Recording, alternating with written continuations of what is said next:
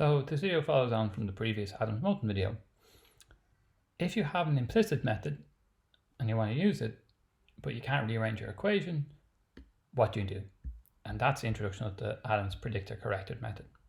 As before, the same simple linear equation. It's not a great rationale for using the PredictorCorrector, but it illustrates it nicely. Now, once again, we discretize our domain, and we have these points that we're interested in. We have our exact solution. So our predictor method, two-step Adams Moulton, gets rearranged as before, but we introduce this O term here because this is our predicting, and we use this into our Moulton method. We do not have to rearrange our equation now because we're putting this directly in. Yeah?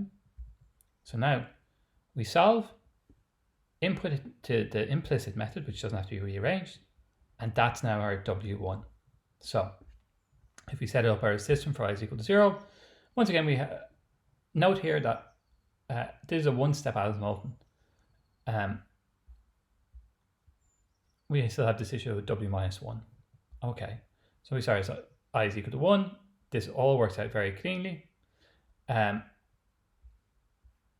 We need to now approximate a W1 one-step method, or in our case, the exact solution.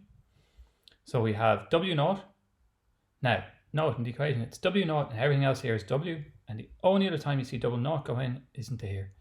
Refresh yourself, refresh, refresh. Yeah. And that gets our predictor solution and our corrector solution. Now, a nice byproduct of this is, since we're using two methods that we know something about their order of accuracy, we might not know this part of the equation, but we can predict it. We can rearrange our equations by in a simple fashion to say what is the third derivative of xi, and therefore we have a value for this. And knowing this value, we can actually choose the appropriate h. Therefore, we can actually have more accurate results, or a level actually that we would require to ensure.